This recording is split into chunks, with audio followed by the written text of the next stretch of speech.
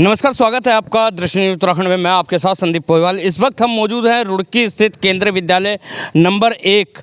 आपको बता दें कि अगर जो मेरे लेफ़्ट हैंड साइड में देखें तो ये केंद्रीय विद्यालय नंबर 1 है और मेरे राइट हैंड साइड देखें तो केंद्रीय विद्यालय नंबर 2 है। अगर जो बात करें केंद्र विद्यालय की तो ये स्कूल इतना मशहूर है, इतना फेमस है कि इसमें एडमिशन कराने के लिए जो है पेरेंट्स निरंतर प्रयास करते रहते हैं। बहुत से बच्चों को एडमिशन भी नहीं मिलता क्योंकि काफ़ी स्कूलों में ऑफलाइन एडमिशन मिल जाता है, लेकिन अगर जो हम बात करें केंद्र विद्यालय की तो ऑनलाइन एडमिशन मिलते हैं और ऑनलाइन बहुत से पेरेंट्स को पता भी नहीं लग पाता क्योंकि इतना जो विकसित ये स्कूल है माना जाता है। और सबसे बड़ी बात एक और भी है कि पहली क्लास से लेकर 12th तक का बच्चा यहाँ पे आराम से पढ़ता है। अब आप ये सोच रहे होंगे कि हम इस स्कूल में आखिर क्यों हैं, तो आपको बता दें कि बीते शनिवार को एक घटना सामने आई थी जो कि बच्चों से रिलेटिव है, बच्चों से जुड़ी हुई है। एक बच्चा जो स्कूल में उसकी आंख चोटिल हो गई है और आंख इतनी चोटिल हो गई है कि ऑपरेशन के बाद भी डॉक्टरों ने साफ मना कर दिया कि उसको दिखाई नहीं देगा। कारण कि लोहे का स्केल जो है स्कूलों में बैन हो गया है क्योंकि कई घटनाएं ऐसी हुई है, बैन कर दिया गया है। लेकिन यहाँ पे लोहे के जो स्केल होता है, लोहे का फीता होता है, उससे बच्चे की आंख पे मारा गया और बच्चे की आंख पूरी फट चुकी है और 16 टाँके आए हैं। जब परिजन यहाँ पे पहुँचे केंद्र विद्यालय में तो सैटरडे की ये घटना है, यानी कि शनिवार की ये घटना है और आज बुधवार है। आज तक जो दूसरा बच्चा है जिसने स्केल मारा है वो पेरेंट्स यहाँ पे नहीं आए। इससे काफ़ी हैरान और परेशान होके जिस बच्चे के चोट लगी है उसके पेरेंट्स यहाँ पे आए और उन्होंने आज यहाँ पे हंगामा किया, स्कूल प्रशासन से सहायता मांगी कि हमें सीसीटीवी फुटेज दिए जाए और क्लास टीचर कौन थी उस टाइम पे और चार्ट दिया जाए। लेकिन ये सब ना देख के स्कूल प्रशासन ने एक छोटा सा शब्द बोला है, सॉरी। हालांकि कहा जाता है कि सॉरी शब्द इतना बड़ा है कि माफ़ी माफ़ कर देता है, लेकिन हर जगह ये शब्द कायम नहीं हो पाता है क्योंकि सॉरी बोल देने से उस बच्चे की आंख नहीं आएगी। तो आइए जानते हैं कि क्या कहना है इस पूरे घटनाक्रम में परिजनों का और क्या कहना है स्कूल प्रिंसिपल का। भैया यहाँ आए थे हम इसलिए कि हमारे बच्चे की आँख बिल्कुल ख़त्म ही बता दी। इसका इंसाफ चाहिए हमें और कुछ नहीं। और हमें पैसे देने की हो गया, हमें पैसे नहीं चाहिए। हम अपने बच्चे की आँख थोड़ी ना बेचेंगे। यहाँ इन्होंने बच्चा को स्केल वगैरह मारी मेरे बच्चे की आँख में शनिवार की वाले दिन की। तो इस चीज़ को लेके आपने जब स्कूल प्रशासन से बात करी, क्या कहना है स्कूल प्रशासन? हाथ जोड़ के खड़े हो गए, कुछ नहीं कह रहे, बस हाथ जोड़ के खड़े हो गए और कुछ नहीं कह रहे। इससे ज़्यादा जिम्मेदारी इन्होंने ली इस तरह की क्लास स्कूल पूरे कैंपस के अंदर। ये उस दिन भी साथ नहीं थे। उस दिन जबकि बच्चे की आँख यहाँ रुड़की में ही कह दिया था कि इसे यहाँ से ले जाओ, ये डैमेज हो चुकी, तब भी मैं साथ नहीं गया। हमारे साथ जाना चाहिए था उन्हें। सबसे पहली बात तो ये है, तो क्या जिम्मेदारी ले ली इन्होंने? कुछ भी नहीं थे। ये बेटा था और मैं थी।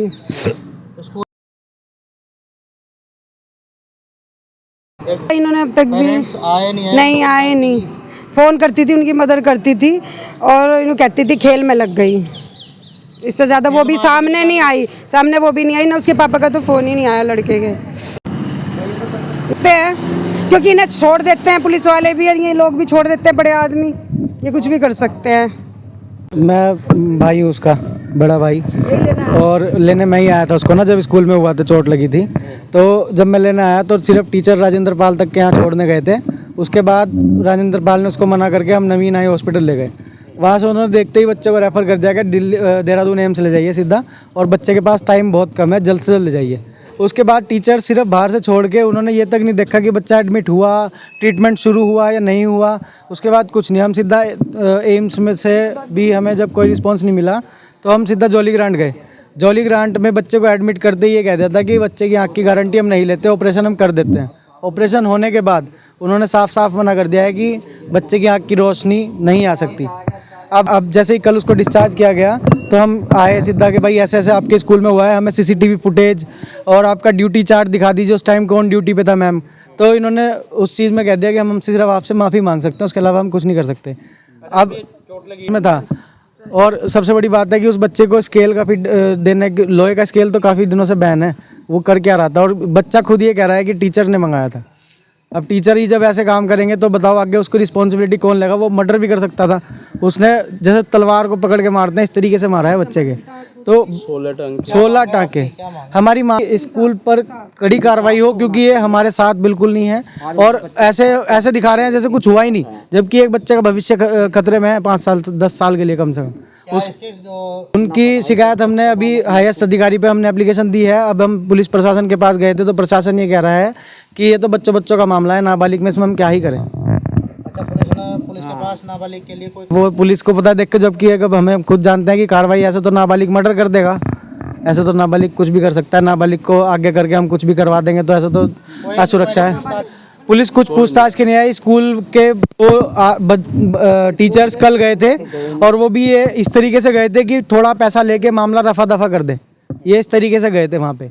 वरना 4 दिन से इन्होंने अब तक ये नहीं पूछा बच्चा जिंदा है या मर गया है क्या, मतलब फ़ोन कॉल्स कर रहे हैं सिर्फ ये पूछने के लिए कि हाँ भाई कैसा है, फॉर्मेलिटी एक तरह से पूरी कर रहे हैं। बच्चे का नाम नक्शधारी है, 8th क्लास में पढ़ता है और उस बच्चे के माता पिता तो अभी तक कोई पिता का कोई अता पता नहीं है और स्कूल प्रशासन तो बिल्कुल हाथ खड़े कर रहा है। एक और क्या घटना हुआ? नक्शधारी केवीए विद्यालय वन में पढ़ते थे और 8वीं क्लास का शिष्य है वो। और यहाँ पर जब छुट्टी हुई थी तो उसका लंच हुआ था, वो ये बैठे थे, पता नहीं कौन थे बच्चे ने लोहे की स्केल मारी है। वो स्केल ऐसी लगी है कोई खेल में यूं करके मारेगा हल्के से, वो यूं नहीं मारेगा, वो यूं मारेगा तो उसकी पूरी आँख में लगा है डैमेज, पूरी आँख डैमेज होती है। ये लोग मेरे पास खबर आई थी आपके बच्चों की चोट लग गई है, तो ये यहाँ से दो गई थी हैं। हमने राजेंद्र पाल के यहाँ से पहले शुरुआत में दिखाया था, तो वहाँ से जब उनने मैडम को पता चल गया था इसके पापा आ गए हैं, उसके मुझे सौंप के वो सीधा एकदम भाग गई थी ना। उन्होंने यूं कहा है क्या मैं डॉक्टर से मिलती हूँ कि भाई स्कूल में चोट लगी है, क्या स्कूल में चोट लगी है, कि मैं डॉक्टर से एक बार मिलूँ कि भाई कितनी चोट है कितने नहीं है। वो उन लोगों ने कोई भी अपनी लापरवाही दिखाई है। सर राजेंद्र पाल के यहाँ से फिर उन्होंने वहाँ से गणेशपुर अंको डॉक्टर वालों के पास भेज दिया था। फिर उन्होंने लिखा था क्या नाम, मैंने राइफर कर दिया था वहाँ से, क्या लगे ये क्या आँख बिल्कुल डैमेज हो चुकी है, इसे आप जल्दी से जल्दी तुरंत जितनी भी जल्दी हो सके गोली ग्रांट लीजिए। स्कूल प्रशासन से ने ये कहा है कि हमें बहुत दुख है, बस वो इसी चीज़ का कह रहा है कि ना हमें इस चीज़ का बहुत दुख है, क्या ना दुख है तो क्या ना मैंने हमारे साथ भी तो साथ लगते ना। पैसे को लेकर क्या बात है? वो पैसों का कहना है सहयोग कर रहे हैं हम, जो हम सहयोग कर रहे हैं, लेकिन हमें पैसा यूँ तो बताओ सर, आँख उसका तो भविष्य ख़त्म हो गया ना, उसकी तो आँख ख़त्म हो गया ना सर। नहीं कोई नहीं है जी नियम यहाँ से नहीं। अभी हमें कुछ पहले पता चला था यहाँ पर एक लड़की की साथ 7वीं की क्लास की लड़की की भी साथ तो यहाँ कोई दुर्घटना भी हुई थी, रेप टाइप का हिसाब किताब, लेकिन उन्होंने भी दाब दिया था मामला। अभी डॉक्टरों ने यूँ कहा है अभी कंडीशन के बारे में कोई जानकारी नहीं है ना, अभी फ़िलहाल नहीं दे सकता। सॉरी बोल रहे हैं और यूँ कह रहे हैं कि दुख है, उनकी तरफ से दुख है बस। मैं अभी कंप्लेंट दी है लेकिन लिखे भी सुनवाई तो नहीं हुई, कोई अभी सुनवाई कोई नहीं हुई सर। ये जो चीज़ हुई है ये काफ़ी दुखद वाकया है। उस समय लंच का पीरियड था, दोनों बच्चे आपस में, तीनों बच्चे साथ बैठे थे, एक दूसरे से स्केल से हल्का फुल्का खेल रहे थे। अचानक एक बच्चा झुक गया तो दूसरे बगल के बच्चे की आंख में लग गई। उसके बाद हम लोगों ने फटाफट अपने मेडिकल रूम में उस बच्चे को भेजा, फर्स्ट एड दिया और उसके बाद उसके पेरेंट्स को भी कॉल किया। साथ में हमारे स्कूल के 2 टीचर भी उनके साथ नर्सिंग होम तक गए और बाद में ये पता चला कि उनको एम्स ऋषिकेश रेफ़र कर दिया गया है। और उसके बाद में ये फिर जब एक दिन के बाद पता चला कि उनको जॉली ग्रांट रेफ़र किया गया है। और कल हमारे विद्यालय के 2 अध्यापक जॉली ग्रांट भी गए थे बच्चे के पेरेंट और डॉक्टर से बातचीत करके है। वाकई ये एक दुखद वाकया है। इसका सर इस बारे में मैंने जब उनसे पूछा तो उन्होंने ऐसी कोई टीचर्स ने जानकारी नहीं दी। उन्होंने इतना ही कहा कि डॉक्टर ने देखने के बाद उसको एम्स ऋषिकेश रेफ़र कर दिया है और पेरेंट्स उसको एम्स ऋषिकेश ले जा रहे हैं। सर देखिए, कई बार हम लोगों ने बच्चों से बहुत सारी चीज़ें उनके बैग से निकाली हैं, पेरेंट्स को भी बताया है कि बच्चों को ऐसी चीज़ें न दें, फिर भी बच्चे इस बात को मानते नहीं हैं और वो लेके आ जाते हैं और उससे परेशानी हो जाती है। हमने तो बच्चों को यहाँ तक ये भी बोला है कि क्लास में धक्का मुक्की ना करें, अच्छे से चलें, बेंच से चोट लग सकती है। बाहर इंटरवल के समय में कई बार बारिश होती है तो मैं खुद जा कर के बच्चों को अंदर बुला के लाता हूँ कि बेटा बारिश में गिर सकते हो, चोट लग सकती है, एक बार चोट लग गई तो नुकसान हो सकता है। इसमें क्लास टीचर या टीचर्स जो आती हैं पीरियड लेने के लिए, उनकी रिस्पॉन्सिबिलिटी नहीं बनती है कि इस तरीके की गतिविधियों पे बच्चों की निगाह रखी जाए? सर जब बच्चे, ये लंच पीरियड में हुआ, बच्चे बाहर को निकल रहे थे, उस दौरान ये चीज़ हुई है और जैसे ये हुई तो जो साथ में लोग थे उन्होंने फटाफट उनको एमआई रूम जो हमारे स्कूल का है वहाँ पर उनको ले गए और उसके आगे को काम करते। स्कूल मैनेजमेंट की क्या रिस्पॉन्सिबिलिटी है ऐसी घटनाओं में? सर मेनली तो ये है कि हमने उनको फर्स्ट एड दे करके उसके पेरेंट्स को बुला के उनको हॉस्पिटल तक पहुंचाया, उसके बाद डॉक्टर और जो पेरेंट्स उसमें फैसला लेंगे वो चीज़ रहती है। ये रिस्पॉन्सिबिलिटी है कि कोई दो गारंट्स के बेड पे बैठ गया? नहीं, दूसरे स्कूल किसी को, हमने उनके पेरेंट्स को भी बुलाया था, उनके पेरेंट्स ने हमसे उनका नंबर लिया और बोला कि वो उनके पेरेंट्स से बात करेंगे और जब उन्होंने बात करने के बाद जो जिस बच्चे की मम्मी थी उसने बोला कि वो लोग एम्स ऋषिकेश लेके जा रहे हैं, हमने उसको बात किया। बच्चा उस दिन के बाद से भी विद्यालय नहीं आया दूसरा वाला, और हमने उसके बाद जब बातचीत की तो हम लोग किसी के साथ या किसी के खिलाफ़ नहीं है। ये एक बहुत ही दुखद घटना थी जिसका हमें बहुत खेद है कि ऐसी चीज़ें नहीं होनी चाहिए। जो बच्चे के उन्होंने जो भी जानकारी ली, एक दिन पहले कल सोमवार के दिन हमारे यहाँ इनके पेरेंट्स आए थे, उनको हमने बच्चे का नाम, बच्चे का फ़ोन नंबर, उनका घर का पता, माँ बाप का नाम पूरा प्रोवाइड किया था और उसके बाद वो लोग गए थे कि हम उनसे जा कर के बातचीत करने जा रहे हैं। हाँ, सीसीटीवी फुटेज देखिए उसको निकालने में टाइम लगता है, लेकिन उन्होंने मौका नहीं दिया और आकर के बवाल शुरू कर दिया, जिसके बाद फिर वो खुद ही लोग चले गए। सीसीटीवी फुटेज हम लोगों के पास संग्रहित रहता है, उसकी आवश्यकता पड़ी तो उनको उपलब्ध करा दिया जाएगा। द्वारा अंडरटेकिंग लिखवाया है, उनसे टीसी फॉर्म भी भरवाया जा चुका है। इवन उन्होंने ये आश्वासन हमको लिखित में दिया था कि हम उस बच्चे का जो भी प्रॉब्लम होगी हम उसके जाएंगे, अगर मेडिकल के लिए सहायता देने की ज़रूरत पड़ेगी तो हम भी देंगे।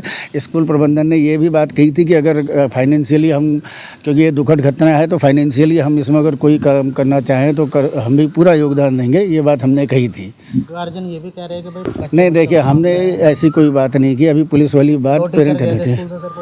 तो टीचर कोतवाली में कोई नहीं गए थे सर, ये अपनी तरफ से अलग अलग बात का वर्जन लिया जा रहा है, कोई भी टीचर कोतवाली नहीं गया। अब इस पुलिस जब भी आएगी उसको पूरी सहायता सहयोग दिया जाएगा जो मांगेंगे, और हमने भी पूरा वो किया है। लेकिन क्योंकि एक दुखद घटना है इसके बारे में, और मैं खुद इस मामले से रह करके थोड़ा हतप्रभ हूँ कि ऐसी घटनाएं बड़ी अजीब होती हैं। बच्चों इस तरह की घटनाओं के हम लोग नियमावली तैयार की जाएगी करते हैं। हम लोग पेरेंट्स को भी कहते हैं कि आप लोग बच्चों को ऐसी चीज़ें न दें जिससे नुकसान हो। आज सुबह ही एक बच्चा बैट लेके आया था, मैंने वो बैट उससे लिया। इवन जब बारिश होती है, बारिश के समय बच्चे बाहर होते हैं तो मैं खुद जा करके और अपने मेरे टीचर्स जा करके बच्चों को अंदर बुला के लाते हैं। लेकिन कुछ चीज़ें बहुत दुखद होती हैं, दुर्भाग्यपूर्ण होती हैं, उसके बारे में नहीं। देखिए ये लंच टाइम की ही घटना है, उस समय लंच टाइम हो रहा था और ये बाकी बच्चों से भी हम लोगों ने बात की, बच्चों ने भी बोला लंच टाइम है, कई बच्चे बाहर निकले और ये लोग भी बाहर निकल रहे थे।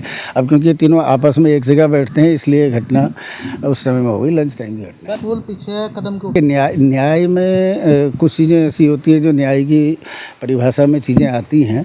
न्याय में दोनों बच्चों की है, काफ़ी दुखद बात है। न्याय उसमें क्या मिले, जिस तरीके से परिजन आकर के कह रहे हैं कि हम उसकी आंख निकाल देंगे, हम ये कर देंगे, वो तो न्याय नहीं है। न्याय जो है आराम से बैठ करके बातचीत करके कोई ऐसी चीज़ करे जिससे चीज़ें ऐसी पुनरावृत्ति ना हो, लोगों से बात करें। दोनों के पेरेंट्स को बुलाया था और उसके बाद ये बच्चे को पहले मेडिकल सुविधा देने की बात थी, इसलिए हॉस्पिटल गए। हॉस्पिटल से ये लोग कल डिस्चार्ज होकर के आए हैं और आज हम लोग इनको पहले वाले जो दूसरे पेरेंट्स हैं उनसे बुला करके हम लोग कह चुके हैं सारी चीज़ें। अगर दोनों को एक साथ बुला करके बात कराने की बात थी, इनको पूरा फ़ोन नंबर और इन्होंने जो भी मांगा वो उपलब्ध कराया गया था ताकि ये लोग आराम से जाके बात कर सकें। ये तो एक ऐसी दुर्भाग्यपूर्ण घटना है जिसके बारे में मैं कुछ भी नहीं कह सकता। ये सोचिए कि ऐसी चीज़ें, दुर्घटनाओं से सच में हमको भी मानसिक रूप से काफ़ी परेशानी होती है, हम भी जानते हैं क्योंकि हम सब भी माता पिता हैं। ऐसा हम लोगों के बहुत ही बुरा लगता है। का तो ये कहना है कि बस उन्होंने तो सॉरी बोल दिया। हमने सॉरी नहीं बोला, हमने तो उनको सारी चीज़ें, लेकिन जो चीज़ हमारे हाथ में नहीं है हम आँख देना, वो तो डॉक्टर और उनके आपके दृष्टिकोण से क्या नहीं? देखिए वो तो आपस में बैठ कर के वो चीज़ को बात करें, हमने उनको चीज़ें दी थी। आज एक्चुअली से बातचीत होने वाली थी और ये बात अभी पूरी होती, लेकिन वो सब लोग वायलेंट हो गए और धक्का मुक्की करके फिर निकल गए। अगर फ्यूचर का सौदा हो रहा है सर। बातचीत जो है वो शांत में माहौल पे होती है, बात करके होती है। तो बने रहें दृष्टि न्यूज में, दिखाते रहेंगे इसी तरीके की खबरें। जब तक के लिए दीजिए इजाज़त। जय हिंद, जय भारत, जय उत्तराखंड।